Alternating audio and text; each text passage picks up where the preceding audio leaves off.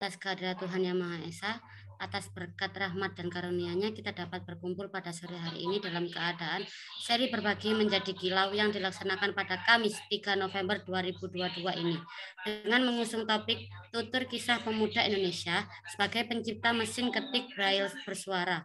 Sebelum masuk pada rangkaian susunan acara kali ini, perkenalkan saya Anissa Musyaraful Ikram selaku pembawa acara yang akan memandu acara ini dari awal hingga akhir. Izinkan saya membacakan susunan acara terlebih dahulu. Yang pertama yaitu pembukaan, yang kedua pembacaan teknis dan peraturan acara, yang ketiga pembacaan doa, yang keempat penyampaian diskusi, dan yang kelima penutup. Memasuki sesi yang kedua ini, yakni pembacaan teknis dan peraturan acara. Adapun ketentuan acara ini adalah, yang pertama, pastikan gawai dan piranti yang digunakan dalam kondisi terisi penuh. Selanjutnya, rekan-rekan dapat menggunakan penyuara telinga atau earphone agar dapat terdengar dengan jelas saat ada tanggapan, tinjauan, atau pertanyaan. Yang ketiga, mohon untuk mematikan mikrofon selama sesi berlangsung untuk menjaga kelancaran narasumber dalam menyampaikan materi. Yang keempat, rekan-rekan dapat mengaktifkan mikrofon ketika hendak menyampaikan pertanyaan atau tanggapan pada waktu yang disediakan. Dan yang terakhir, saat sesi foto bersama, diharap untuk mengaktifkan kamera. Sebelum memulai kegiatan sore hari ini, marilah kita berdoa. Berdoa menurut agama dan kepercayaan masing-masing. Dipersilahkan.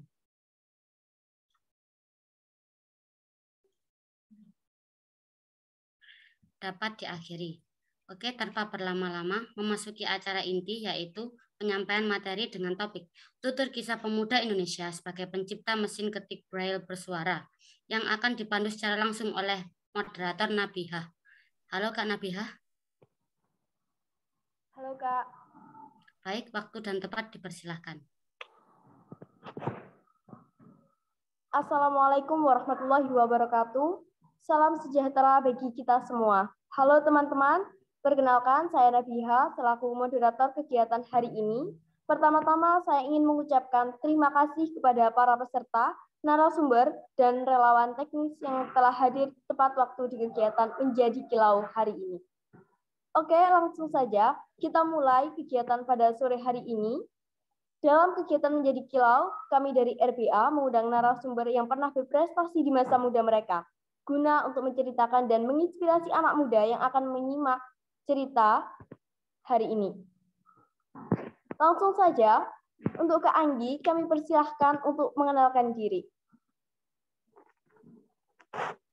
Baik, Assalamualaikum warahmatullahi wabarakatuh. Waalaikumsalam warahmatullahi wabarakatuh. Selamat sore dan salam sejahtera bagi kita semua. Sebelumnya, perkenalkan, nama saya Putri Anissa Tiara Anggi. Orang sekitar lingkungan saya memanggil saya Anggi. Sekarang sedang menempuh pendidikan di SMA Negeri 5 Surabaya, kelas 12. Dan sekarang umur 17 tahun.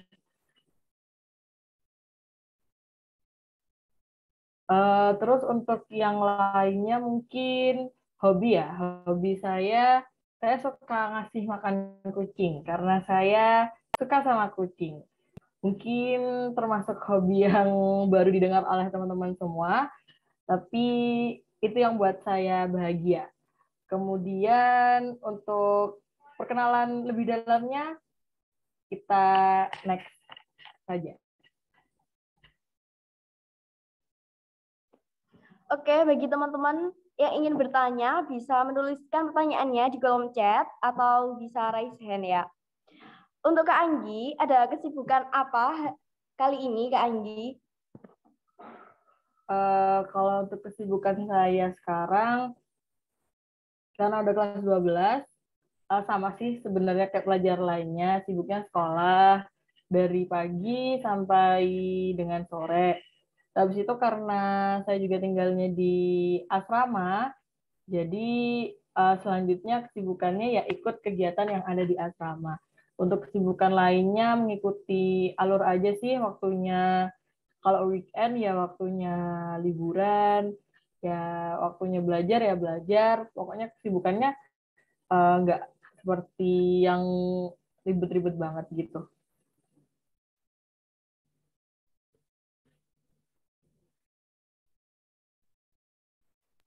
Iya, Kak Anggi. Kak Anggi bilang Kak Anggi tinggal di asrama ya. Kak Anggi sudah berapa lama tinggal di asrama? Aku tinggal di asrama udah dari kelas 1 SMP sampai sekarang kelas 12 SMA. Jadi hampir 6 tahunan aku tinggal di asrama. Rasanya tinggal di asrama gimana ya, Kak? Rasanya itu karena aku adalah anak bungsu yang apalagi perempuan ya. Jadi otomatis kalau di rumah seringnya apa-apa sudah tersedia, sudah ada semua, sudah dijamin sama mama apalagi. Terus tiba-tiba keinginanku sendiri yang pengen masuk di asrama agar aku bisa merasakan hidup mandiri, hidup berbaur sama orang itu seperti apa. Jadi awalnya memang sempat kaget. Sempat kagetnya itu bukan karena apa ya. Cuma kagetnya itu, oh ternyata aku harus bisa ini sendiri, harus bisa ngatur manage diriku sendiri, harus bisa ngatur waktu sendiri, harus bisa ngatur mood sendiri, apalagi kita tinggal di asrama yang nggak mudah untuk menyatukan pikiran antara satu sama lain. Jadi serunya sih kita bisa belajar banyak hal dari teman-teman di asrama aku juga. Terus banyak, apalagi kalau di asrama itu jadi kita ngerasa nggak sepi, setiap harinya ada aja temen yang kadang bikin seru, bikin ketawa bareng. Jadi itu yang bikin serunya, bikin memori kenangan yang indah lah gitu. Keren, Kak Anggi.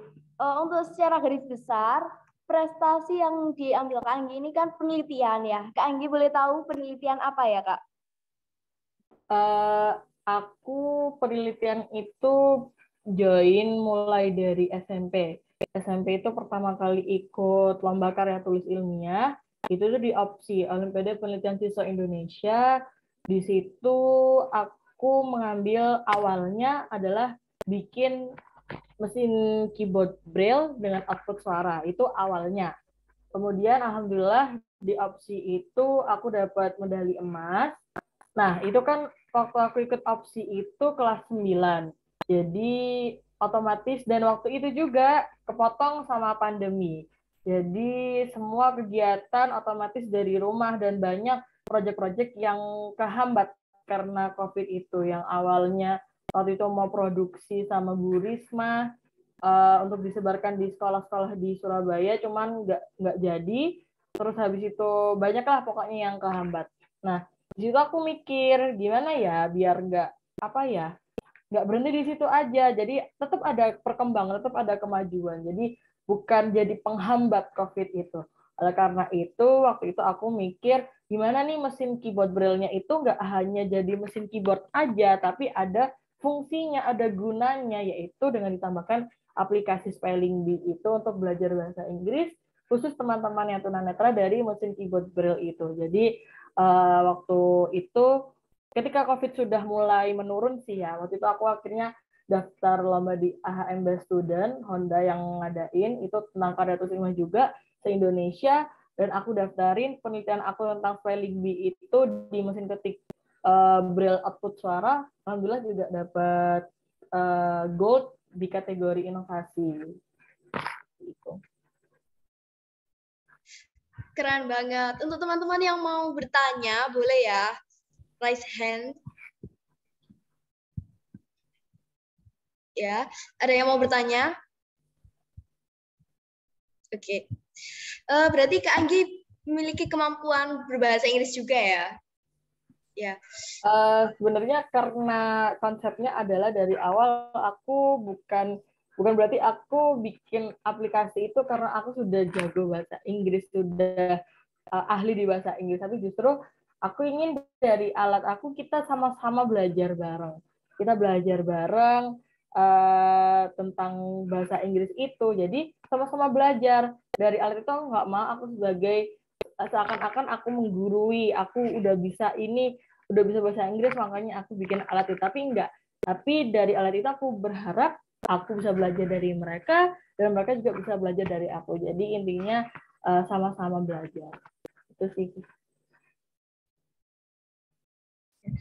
Kalau motivasi dari Kak Anggi pribadi yang bisa bikin Kak Anggi bisa sampai di titik ini itu apa ya, Kak? Motivasinya pernah aku tulis di Instagram aku. Buat teman-teman yang nonton, jangan lupa ya cek Instagram aku Tiara.Anggi. Aku pernah nulis selain ingat bagaimana kamu sudah sampai di titik ini, kamu sudah berhasil meraih semuanya, coba deh ingat kenapa kamu waktu awal itu mau mulai semuanya hingga kamu ada di titik ini. Jadi yang buat motivasi aku untuk tetap semangat, untuk tetap melakukan hal-hal yang bermanfaat buat orang lain, itu sih. Jadi aku ingat awalnya, oh aku pengen dengan apa yang karya aku buat, karya yang aku bikin, itu bisa memotivasi teman-teman, bisa bermanfaat buat teman-teman, dan dari prestasi yang aku buat, itu bisa memotivasi anak-anak muda lainnya bahwa kita sebagai pemuda itu punya peluang yang banyak. Justru kita sebagai pemuda itu punya apa ya, chance yang lebih besar gitu untuk bisa mengembangkan minat bakat kita sehingga kita bisa meraih prestasi, bisa meraih semua hal yang kita inginkan dan tentunya bisa bermanfaat bagi orang-orang di sekitar kita. Keren Kak Anggi. Kak bisa beritahu nggak gimana awal mulanya Kakak bisa mengikuti lomba penelitian ini? Kalau awal mula ikut lomba penelitian itu dulu tuh aku ikut lomba penelitiannya nggak sendiri, tapi sama tim. Nah, terus karena merasa ingin coba hal yang lebih menantang, yaitu ikut lombanya sendiri, jadi aku ikut yang waktu opsi itu aku ikut sendiri. Awal mula ikut lomba penelitian itu ya waktu SMP itu, dan apa ya?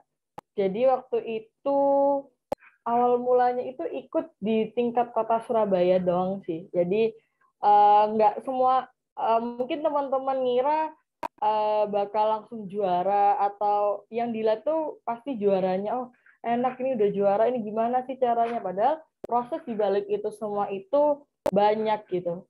Harus ngerasain nangis dulu, harus ngerasain susahnya dulu seperti apa, begadang sampai malam. Waktu itu aku waktu sama tim itu benar-benar begadang sampai malam karena waktu perlombaan itu aku inget banget waktu itu. Jadi namanya peneliti belia.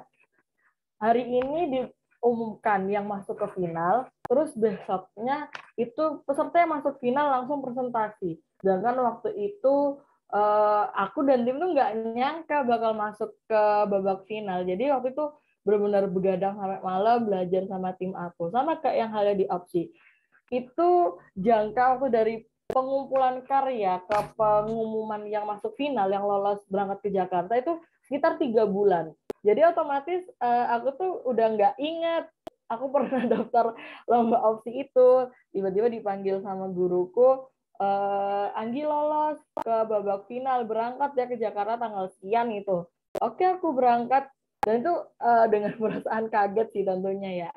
Nah, di situ pun waktu di opsi itu di Jakarta tuh benar-benar namanya seluruh Indonesia, yang kumpul itu semua peserta yang luar biasa. Dan itu yang bikin aku apa ya, termotivasi dan sebenarnya agak gredeg juga. Tapi alhamdulillah Allah kasih kesempatan buat dapat medali emas.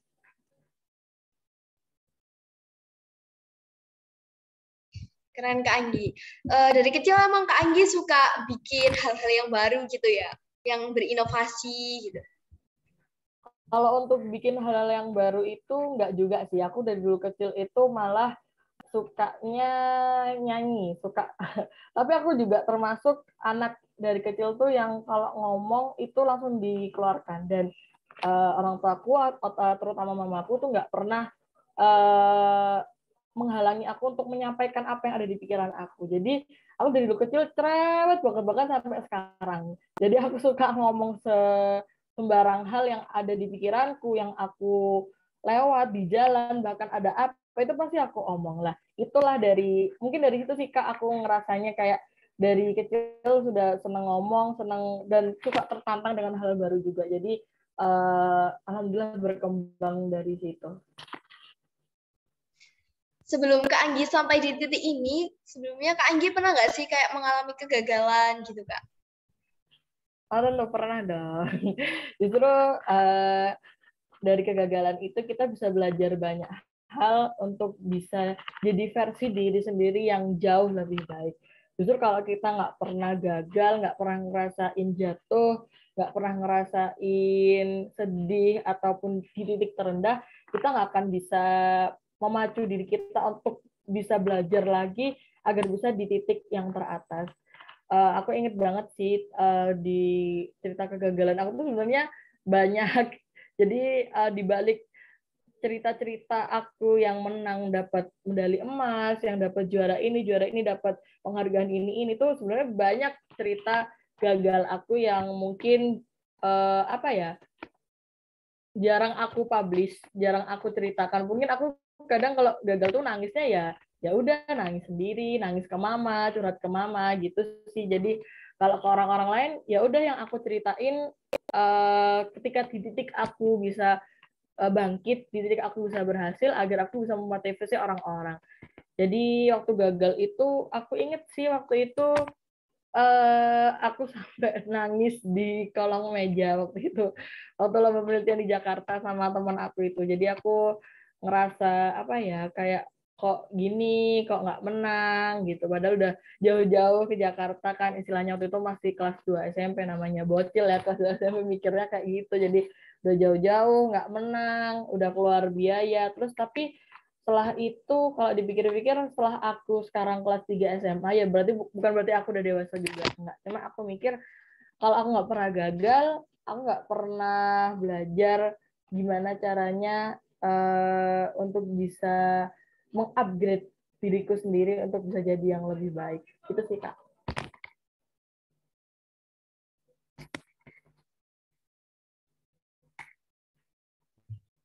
Ya, ada pertanyaan dari Kak Selvia. Kak Anggi, saya izin bertanya, saya tertarik dengan Kak Anggi. Sempat tadi Kak Anggi bilang kalau kakak tinggal di asrama. Nah, itu bagaimana ya Kak, cara kakak untuk memanajemen waktunya? Karena setahu saya, tinggal di asrama kan pasti banyak kegiatannya juga ya Kak. Oke, terima kasih untuk pertanyaannya Kak Selvi. Uh, cara memanage waktu ketika aku di asrama itu sebenarnya susah sih, karena mau bagaimanapun kadang aku sering menemukan waktu di mana aku bingung antara bagi waktu buat kegiatan di asrama sama gimana caranya aku bisa tetap, apalagi aku sekolah umum dan alhamdulillah sekolah terbaik di Jawa Timur. Jadi dan sistem sekolahku tuh pakai SKS, jadi sama kayak kakak-kakak kuliah gitu. Nah, cara aku bagi waktu sih dengan fokus ya. Jadi ketika di sekolah ya udah jalani semua kegiatan yang di sekolah, dari mulai jam pelajaran pertama sampai jam pelajaran terakhir sampai pulang tuh udah fokus sama apa yang di sekolah, sama apa yang diajarkan. Nanti ketika pulang juga fokus sama apa yang udah mau aku kerjakan di asrama itu. Entah itu waktunya aku ngafal ya udah fokus. Waktunya aku nanti malam untuk ngerjain tugas ya udah buat ngerjain tugas. Jadi malah menurut aku kalau misalnya di sambi-sambi itu buat aku sih nggak bisa sih Kak ya. Jadi kadang kalau di sambi-sambi itu kalau bener-bener yang mepet banget kayak deadline-nya sudah besok atau mepet banget tuh baru aku sambil. Tapi kalau untuk sehari-harinya aku caranya seperti itu. Jadi fokus sama satu kegiatan itu dulu kita selesaikan baru kegiatan berikutnya. Jadi kalau di sambi-sambi malah kalau aku sendiri nggak selesai. Kalau memiliki tugas yang menumpuk gitu Kak, pernah? Bukan pernah lagi, apalagi SKS, sistem SKS itu, apalagi aku yang baru kenal di SMA dengan sistem SKS itu, wah kaget sih Kak. Awalnya tuh kayak wah tugasnya banyak banget gitu kan ya, sampai waktu itu sempat bingung juga. Cuma ya udah, alhamdulillah juga dikasih teman-teman yang suportif di sekolah itu, teman-teman yang sefrekuensi sama saya. Jadi ya kadang saling membantu, saling tolong menolong. Kadang waktunya aku lomba atau ada kegiatan yang aku punya sedikit waktu, cuma punya sedikit waktu buat ngerjain itu, ya aku minta tolong ke teman, minta tolong ini maksudnya gimana, jadi saling sharing gitulah Kak. ya namanya antar temen lah ya, saling berbagi gitu. Ya.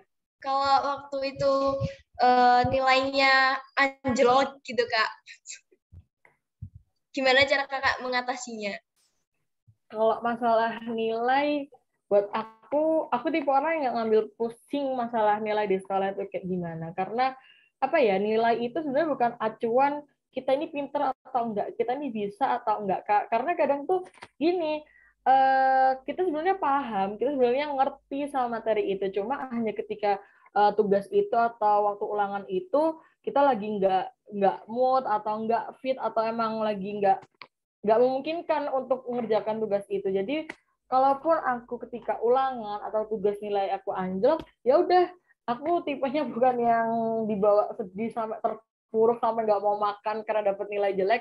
Nggak kayak gitu sih, alhamdulillahnya. Dan orang tua juga, apalagi mama, nggak seberapa ini ke nilai. Jadi aku lebih ke kalau nilainya jelek ya udah, diterima, terus kita perbaiki gimana nih caranya biar nilainya bisa bagus dengan cara belajar atau dengan cara yang lain seperti itu, Kak. Jadi nggak diambil pusing sih kalau nilainya jelek, toh ya masih ada kesempatan untuk bisa memperbaiki itu. Baik, untuk peserta yang lainnya, apa ada pertanyaan? Bisa dituliskan di kolom komentar. Kak Anggi, saya izin bertanya ya Kak Nabiha. Silakan Kak. Iya Kak Anggi, tadi kan sempat bilang kalau Kak Anggi itu juga ngafal ya. Itu ngafal apa ya Kak Anggi kalau boleh tahu? Oke, makasih pertanyaannya Kak Selvi. Alhamdulillah karena aku di asrama, ibaratnya asrama pondok pesantren ya, kita mengenalnya. Jadi alhamdulillah aku sembari ikut penelitian gitu, alhamdulillah menghafal Quran juga. Keren banget ya Kak Anggi, berarti multi talent banget. Ya Kak Anggi, boleh diceritakan nggak sih Kak Anggi, selain Kak Anggi itu suka meneliti-meliti membuat inovasi baru, ada nggak sih Kak Anggi hobi selain membuat inovasi baru itu Kak Anggi? Mungkin ada hobi yang lain. Oke. Makasih pertanyaannya Kak Selvi. Hobi aku selain berinovasi, yaitu tadi, karena aku tinggal di lingkungan yang Islami juga. Jadi buat teman-teman yang belum tahu, selain aku ikut lomba penelitian, aku juga sering ikut lomba di bidang seni baca Al-Quran, entah itu di MTQ, di tahfidz, di pokoknya cabang-cabang seni baca Al-Quran. Dan alhamdulillah sih itu sebenarnya bukan dibilang hobi ya, karena menurut aku kecintaan kita ke Quran itu termasuk hal yang bukan dikategorikan sebagai hobi, tapi kita cinta ke Quran itu termasuk apa ya, termasuk kewajiban juga. Jadi kalau buat aku sih iya hobi, cuma emang aku seringnya ikut di lomba penelitian dan di lomba seni baca Quran itu sih Kak. Oke, Kak Anggi, keren banget ya. Selain menjadi seorang peneliti, Kak Anggi juga menjadi seorang qari'ah. Boleh dicontohkan nggak sih, Kak Anggi? Mungkin bisa, kalau satu ayat kebanyakan ya, Kak Anggi ya. Mungkin sewakaf aja gitu, Kak Anggi. Waduh, jadi malu nih. Oke, bentar. Aku buka Quran dulu. Apa ya? A'udzubillahi Bismillahirrahmanirrahim.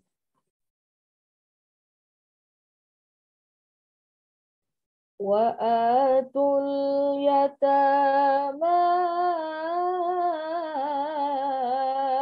amwalahum wa la tatabadalul khabitha bit-thayyib. Masya Allah, bagus banget ya Kak Anggi. Selain dunianya dapat, Kak Anggi juga akhiratnya itu juga dapat gitu ya Kak Anggi. Amin. Oke, Kak Anggi, terima kasih ya Kak Anggi.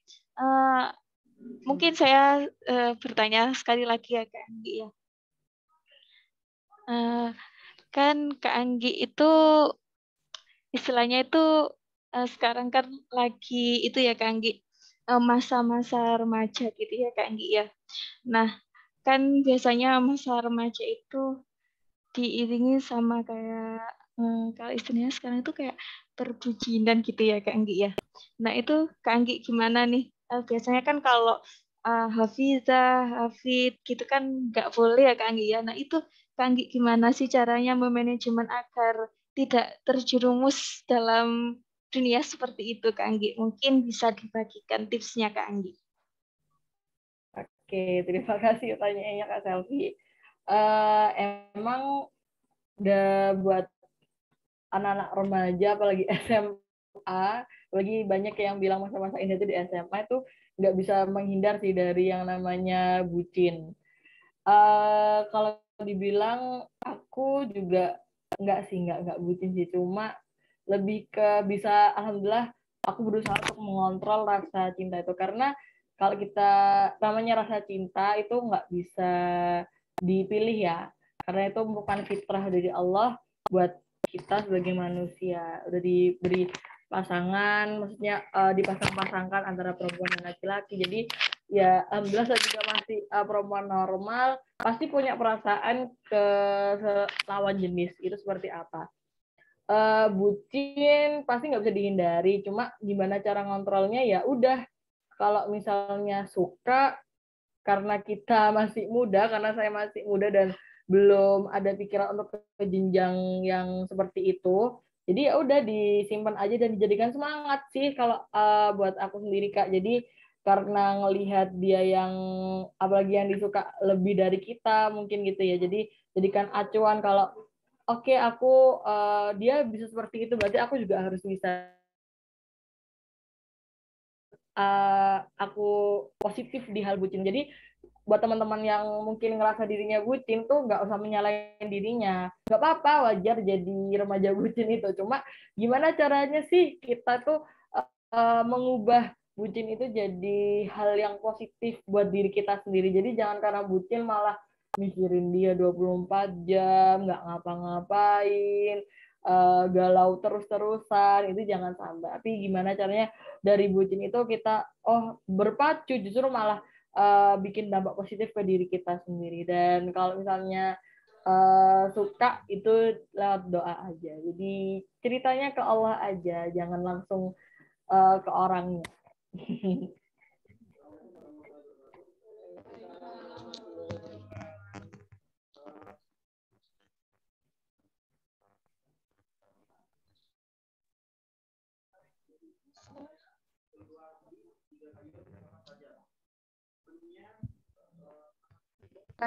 Ya.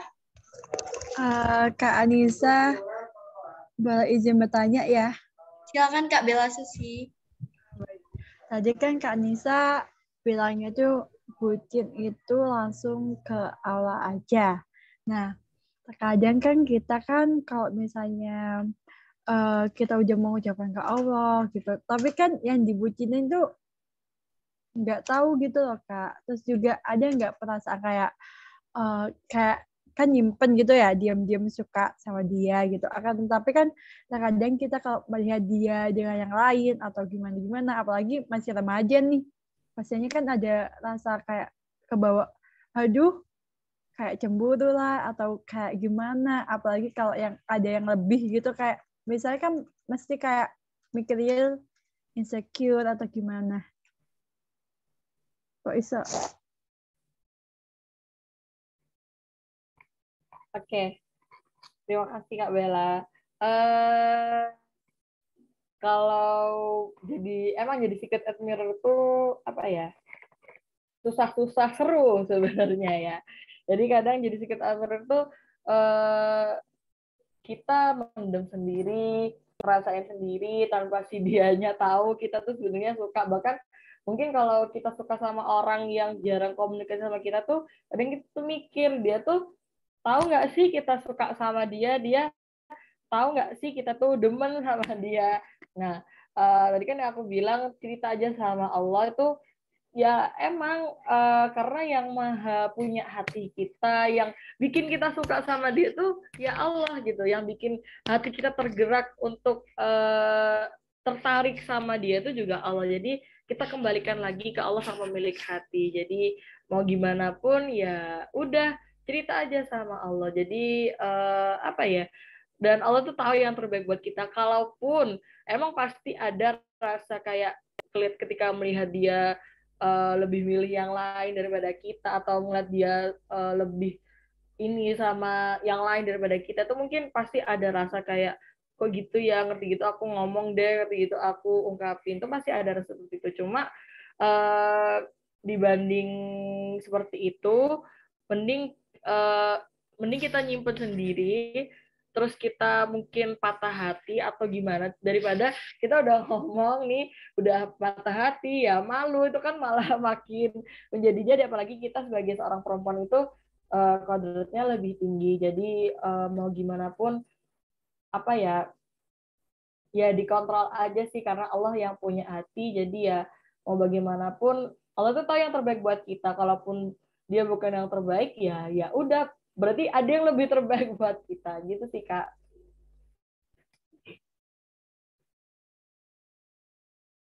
Oh, gitu ya Kak ya. Iya sih Kak. Terkadang kan kita kan ada juga nggak semua pemikiran wanita kan kayak gimana mikir kayak harga diri gitu loh, Kak. Terkadang ada juga yang tidak memikirkan harga diri, kayak aku mau kayak udah kayak bucin banget gitu, nggak bisa, aku suka banget sama ini, kayak cinta sehidup semati atau apapun itulah. Nah habis itu kayak dia itu mengungkapkan rasa cintanya ke dia, tapi kan kayak terkadang responnya cowok itu nggak sesuai ekspektasi. Itu bagaimana kalau tanggapannya Kak Anggi? Oke sih ya, balik lagi ke prinsip aku tadi sih ya, kayak aku mending nyimpan sendiri, terus ya udah biarkan waktu bekerja sesuai dengan keinginannya. Jadi biarkan semuanya, let it flow aja, biarkan mengalir. Jadi apa ya, kalau kita terus-terusan mikirin ya itu tadi yang saya bilang sih Kak, kalau kita bucin terus terus ke hal negatif kan jadinya kayak gitu Kak, mikirin terus gimana ya, apa ya tanggapan dia ini, kok dia nanggapnya kayak gitu. Nah itu kan ke hal negatif. Nah gimana kita ke hal positifnya, ya udah kita bikin bucin itu jangan dipikir terus, jangan mikirin dia terus tiap hari 24 jam, dia lagi ngapain ya, dia lagi apa ya, dia lagi sama siapa ya, dia makan apa ya, dia udah makan atau belum, itu jangan. Jadi ya kita ubah ke hal positif aja. Cara aku sih buat nggak seberapa ingat ke dia tuh ya dengan nyibukin diri sih Kak. Jadi dengan aku ngelakuin banyak hal-hal yang aku suka, apalagi terus kayak hal yang positif itu, semakin kecil ruang dia di hati dan pikiranku. Jadi dengan menyibukkan diri itu otomatis nge-upgrade diri juga, dan ya udah kita jadi versi terbaik diri kita sendiri. Otomatis nanti apalagi kita sebagai seorang wanita, otomatis nanti kita dikumpulkan dengan laki-laki yang emang sesuai dengan kita gitu Kak.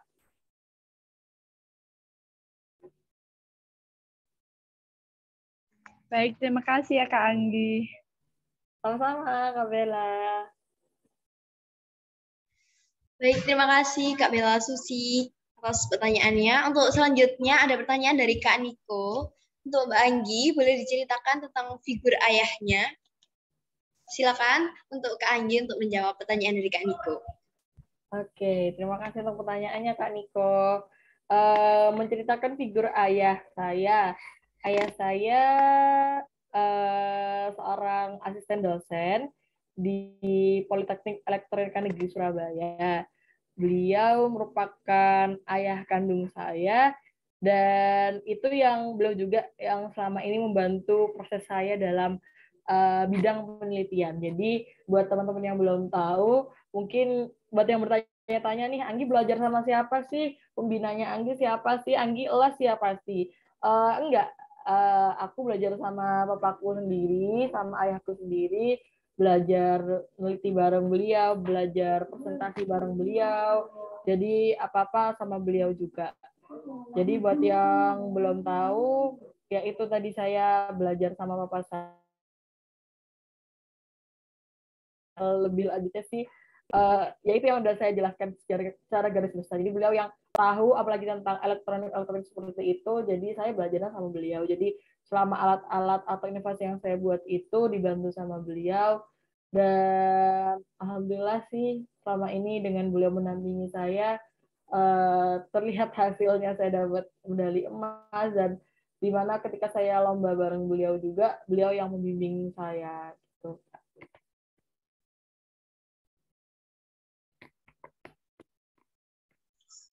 Terima kasih Kak Anggi untuk jawabannya. Untuk selanjutnya, ini kan Kak Anggi penelitiannya, perlombaannya dalam sesi internasional ya. Menurut Kakak apa kesulitan terbesar yang Kak Anggi hadapi? Kalau kesulitan di bidang penelitian itu ketika menjawab pertanyaan dari dewan jurinya. Jadi buat teman-teman yang belum tahu skema lomba karya tulisnya seperti apa, kita tuh ketika babak yang pertama itu mengumumkan papernya dulu. Papernya misalnya kesimpulan secara garis besar dari penelitian kita itu seperti apa. Kita kumpulkan, nanti kalau lolos atau nanti selanjut ke babak berikutnya itu presentasi, di mana kita mempresentasikan hasil penelitian itu tadi. Nah, ketika selesai presentasi itu kebanyakan dari lomba yang saya ikuti itu ada pertanyaan dari dewan juri yang harus kita jawab. Nah, kalau kesulitan dari aku sih yang waktu itu ikut lomba tingkat nasional itu ada dewan juri yang dari luar negeri. Jadi mereka nanyanya pakai bahasa Inggris dan otomatis saya jawabnya harus pakai bahasa Inggris. Itu sih kesulitannya. Kalau misalnya masih pakai bahasa Indonesia, saya masih bisa merangkai kata-katanya itu yang menarik buat beliau dan jurinya, karena emang kebiasaan sehari-harinya pakai bahasa Indonesia. Kalau di bahasa Inggris mungkin kesulitannya ya bagaimana cara merangkai katanya itu untuk bisa menarik dewan jurinya, apalagi dari luar negeri. Gitu sih Kak, kalau kesulitannya ketika jawab pertanyaan dari dewan juri. Kadang pertanyaan dari dewan juri juga suka kadang random atau mungkin yang belum kita tahu maksud dari dewan jurinya itu apa. Jadi harus benar-benar memahami dan tahu apa yang pengen didapat jawabannya dari kita sebagai peserta oleh dewan juri itu. Gitu sih Kak.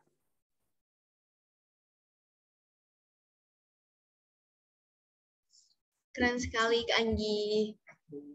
Dari kecil apakah sudah ada bayangan Kak Anggi ingin menjadi seorang peneliti atau penemu Kak? Nggak ada sama sekali Kak. Jadi seperti aku bilang tadi, aku dulu kecil senangnya nyanyi, ngomong, ngeceh sendiri. Jadi dulu SD itu aku dilesin di bidang musik, di bidang aku dilesin piano, vokal sama biola. Nah, itu sampai kelas berapa ya? Kelas 5 kalau nggak salah. Nah, itu sih berhenti di situ karena apa ya? Bukan ngerasa cukup, cuma karena ya udah di situ aja. Akhirnya ya udah itu sih mulai di penelitian itu karena iseng-iseng aja sih Kak sebenarnya di SMP itu, dan alhamdulillahnya berhasil jadi keterusan sampai SMA gitu. Jadi nggak dari dulu kecil nggak ada bayangan bakal bisa juara di bidang penelitian, berhasil di bidang penelitian gitu.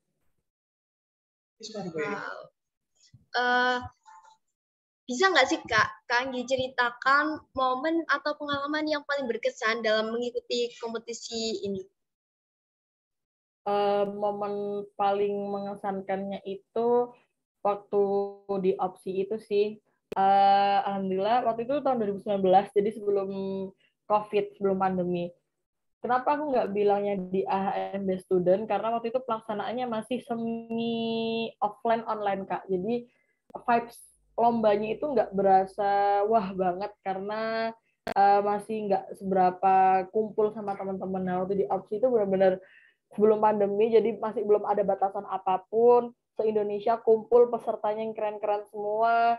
Kita kenalan bareng, kita belajar bareng, dan alhamdulillahnya waktu itu aku nggak nyangka banget sih Kak, ternyata karena itu lombanya emang dari Puspresnas ya, jadi kita difasilitasi semuanya benar-benar luar biasa, mulai dari tiket pesawat, hotelnya yang bagus banget, terus kita dikasih ternyata ada surprise wisata ke Dufan, terus habis itu waktu penutupannya juga keren banget. Jadi itu sih yang paling berkesan di aku untuk lomba penelitian ini Kak. Jadi apalagi itu masa terakhir sebelum akhirnya tiba-tiba jeng-jeng 2020 pandemi COVID itu, jadi itu yang paling bikin kangen, bisa kumpul bareng teman-teman, bisa belajar bareng, bisa sharing bareng, terus pulang-pulang juga dapet kenalan banyak gitu loh Kak. Jadi tetap silaturahmi di IG, di sosmed lainnya, seperti itu.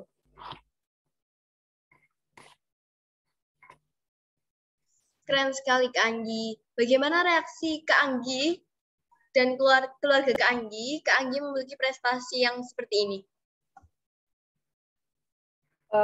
Untuk reaksinya, alhamdulillah sih ya Kak ya, bisa dibilang ya alhamdulillah bangga, dan buat keluarga sendiri juga selalu support sih Kak apa yang aku pengen gitu loh. Jadi nggak ada kesan memaksa, apalagi mama itu kayak ya udah kamu maunya apa, mau ikut ini atau enggak, kalau enggak ya udah nggak usah dipaksa, kalau mau ikut ya silahkan, disupport semuanya. Itu sih Kak alhamdulillahnya. Keren Kak Anggi. Apakah ada role model yang bisa memotivasi Kak Anggi? Kalau dibilang role model sebenarnya banyak sih ya Kak ya, cuma yang jadi role model sesungguhnya sih ya bisa dibilang banyak, cuma aku terinspirasi sama Kak Zafira, ada di IG. Beliau sekarang lagi kuliah di Harvard. Jadi aku terinspirasi dari beliau karena apa ya? Beliau seorang muslimah yang sekarang lagi studi di luar negeri, studi S1-nya juga di luar negeri di Jepang. Jadi dan beliau punya platform buat mengedukasi orang-orang di Instagram. Jadi aku terinspirasi sama beliau tuh karena apa? Beliau seorang muslimah yang luar biasa keren banget. Terus akhirnya beliau memutuskan untuk kuliah di luar negeri dan menempuh pendidikan di universitas terbaik sedunia. Itu kayak jadi motivasi acuan buat aku gitu loh Kak. Jadi aku pengen kayak Kak Zafira itu. Jadi bisa kuliah di luar negeri, bisa bagi ilmu ke orang-orang, bisa jadi inspirasi buat orang-orang. Itu sih Kak yang jadi role model aku. Untuk peserta yang lain, apabila ada pertanyaan, boleh menyalakan mikrofonnya atau ditulis di kolom di bawah ini ya. Untuk Kak Anggi, apakah ada prestasi lain yang Kak Anggi pernah raih selain peneliti dan penemu? Kenapa Kak? Mohon maaf putus-putus. Prestasi yang pernah Kak Anggi raih selain menjadi peneliti dan penemu? Oke, prestasi lain yang udah aku bilang tadi sih, alhamdulillah selain di bidang meneliti, di bidang seni baca Quran juga. Terus kalau dulu kecil, aku suka ikut lomba fashion show waktu TK. Jadi alhamdulillah juga pernah juara di bidang itu. Terus habis itu pernah juga, biskuit yang untuk bikin film itu. Alhamdulillah aku juga ikut di pembikinan filmnya sebagai komposer musik. Terus habis itu udah sih Kak, mungkin prestasi atau minat aku di bidang penelitian itu ya di seni baca Quran, di musik, di seni yang lebih ke, dan di public speaking. Aku suka banget ngomong, apalagi sharing-sharing buat teman-teman ini, aku senang banget bisa berbagi gitu sih Kak. Bagaimana Kak kelebihan menjadi seorang peneliti atau penemu?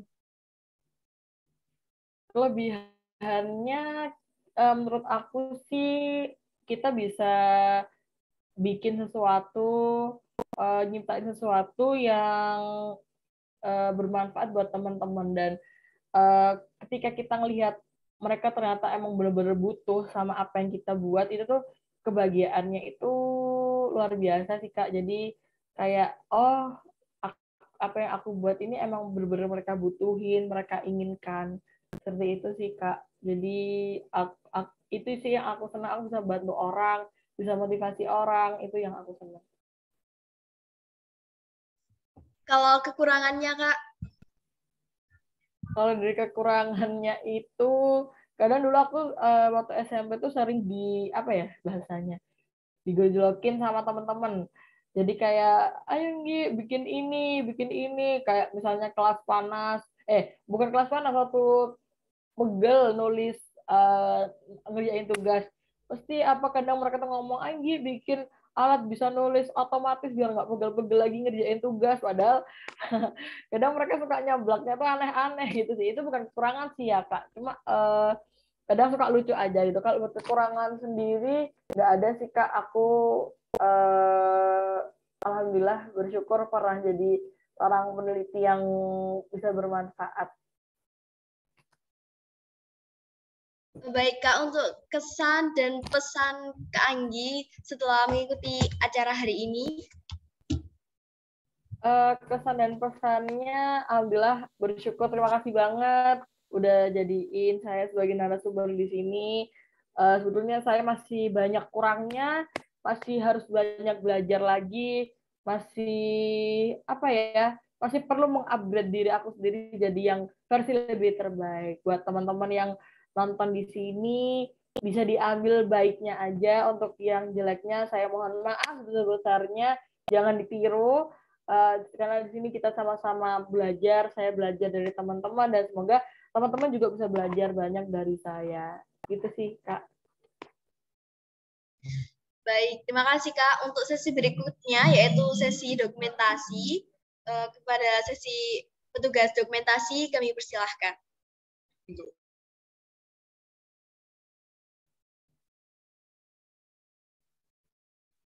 Baik, terima kasih atas kesempatan yang telah diberikan.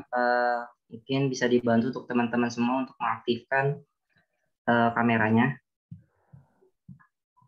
Di sini terdapat satu slide.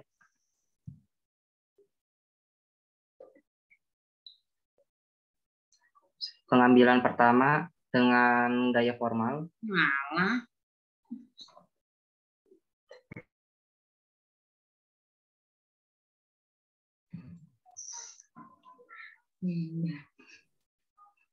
Satu, dua, tiga. Kemudian dengan yang kedua, gaya bebas. Satu, dua, tiga. Baik, terima kasih atas kesempatan yang telah diberikan. Baik, terima kasih untuk Kak Khairul Husni. Tak terasa kita sudah memasuki penghujung acara. Kami ingin mengucapkan terima kasih banyak untuk teman-teman yang telah bergabung dan menyimak materi yang sangat luar biasa yang dibawakan oleh Kak Anggi kali ini. Saya ingin mengingatkan peserta sekalian untuk mengisi form presensi kegiatan yang bisa ditemukan dalam kolom chat. Sambil mengisi, saya mau bertanya kepada untuk terakhir kalinya. Maaf. Terima kasih. Dengan ini saya mengucapkan terima kasih. Saya kurang lebihnya mohon maaf. Wassalamualaikum. Saya kembalikan ke MC. Baik, terima kasih kepada moderator Nabihah yang telah memimpin jalannya sesi penyampaian materi hari ini dengan baik, serta pemateri hebat kita, Kak Anggi, yang telah menyampaikan diskusi terkait tutur kisah pemuda Indonesia sebagai pencipta mesin ketik Braille bersuara. Tak lupa juga saya sampaikan terima kasih kepada seluruh rekan-rekan yang telah berpartisipasi dalam acara hari ini. Semoga acara yang telah dilaksanakan pada hari ini senantiasa memberikan manfaat untuk kita semua. Sampailah di penghujung acara ini, yaitu penutup. Terima kasih kepada teman-teman semua untuk mengakhiri acara hari ini. Saya Anissa Musyarraful Ikram sebagai pembawa acara dalam acara seri berbagi menjadi kilau pamit undur diri. Mohon maaf atas segala kesalahan baik dalam perbuatan maupun tutur kata. Terima kasih dan sampai jumpa. Wassalamualaikum warahmatullahi wabarakatuh. Waalaikumsalam warahmatullahi wabarakatuh. Warahmatullahi wabarakatuh. Terima kasih Kak Anggi atas pematerinya. Terima kasih banyak kakak semua.